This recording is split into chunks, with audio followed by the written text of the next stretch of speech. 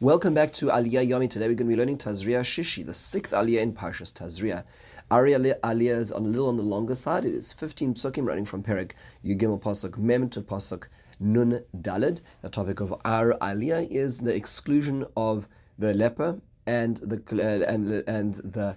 Tzaraas, the leprosy of the clothes. So at the beginning of Aliyah we hear the continuation. At the end of the last Aliyah we talk about this idea of Tzaraas and the karachas and the gabachas. This seems to be someplace on the head or more permanent type of Tzaraas.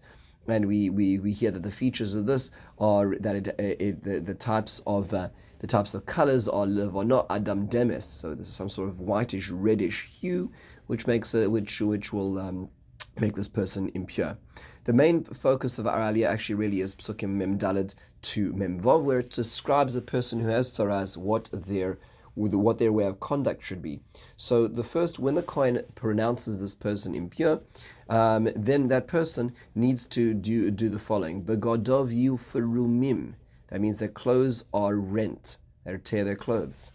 Roshoy yeforua. Their head is going to be their hair is left out, unkept. Al safam yater. They really are. They are silent. They are not going to be, they're covered up, they're not going to be speaking. Tameh yikra, they call out, impure. And we know that as they remain in this state of impurity, bodod yeshev michutz lamachane mashava, this person will have to live outside of all the three camps of Israel. Finally, the Aliyah concludes with Tzaraas of the beged, the plague which affects clothing, and we hear whether it's a beged semer, beged pishtim, whether it's on the whoop or the woof threads,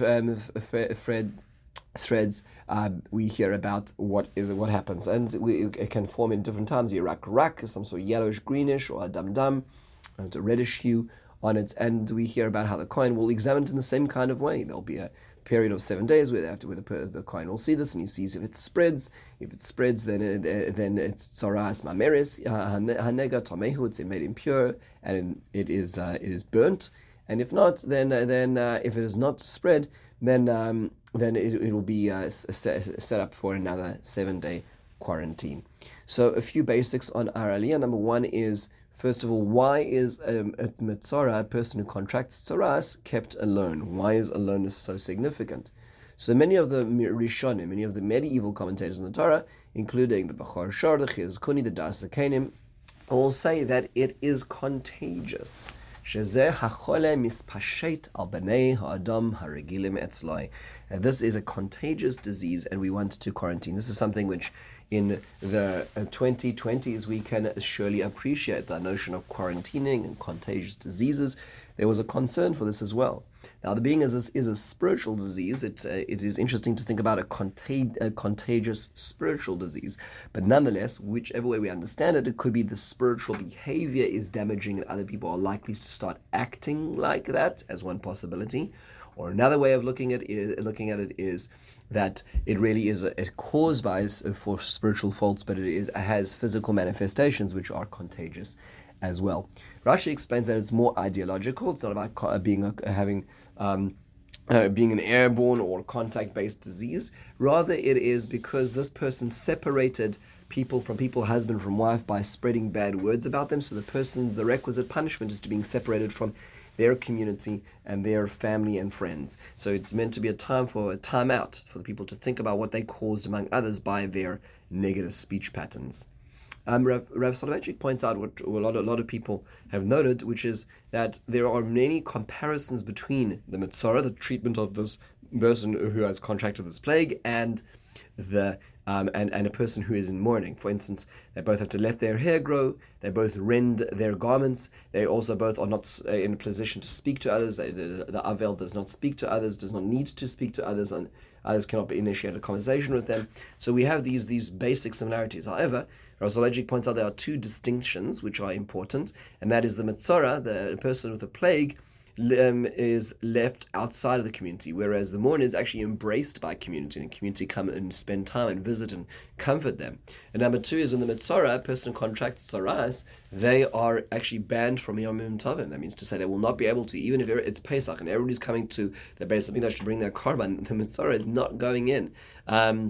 But whereas when it comes to mourning, actually the mourner's personal tragedy is eclipsed by the public tragedy, or the public simcha, the public enjoy, and therefore they would celebrate Yom Tov. So two important differences, and that stems, says Rav Soloveitchik, from the fact that this person is a person who has distanced him or herself from community through their own selfish actions, and therefore they have lost their communal standing. In fact, the way Rav Foreman explains this in his videos on this parsha, the way he looks at it is that a person has two elements of existence, as an individual and as a communal part of the larger, a cell in the larger body of the community.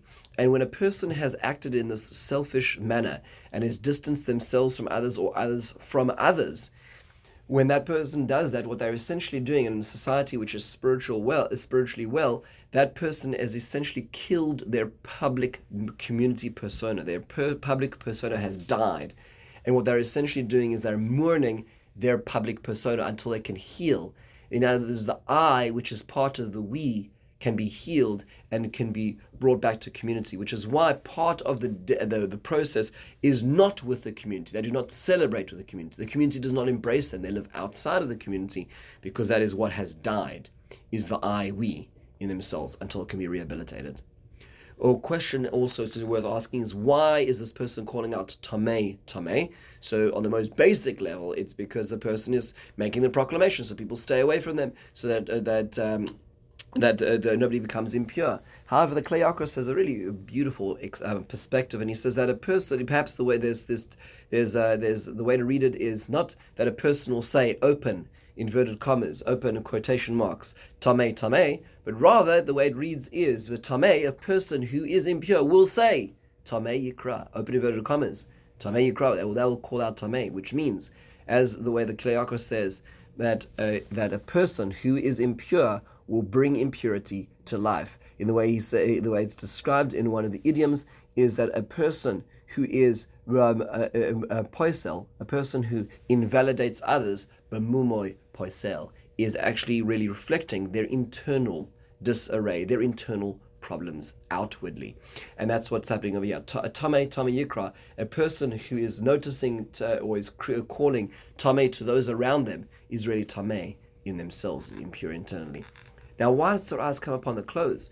So the Maharsha, in his commentary of lining up the 7 conditions with the 7 types of sins, he says that this actually parallels the idea of gezela, of theft, and a person who's involved in stealing from others people, then actually their clothes, which is sort of what it is that a person spends so much money on to clothe themselves, it's their a public figure that is now affected. It's almost like undermining who they are and what they earned.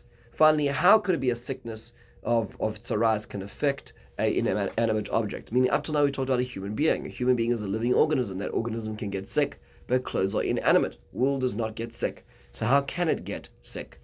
So the Abarbanel suggests, or quotes a few options. One is the Ralbag, Gersonides, who says that actually it's an external disease which grows on the inanimate object. So sort of like mold, fungus, all kinds of, it's an external entity which is the living organism on the inanimate object, which is what was being described here.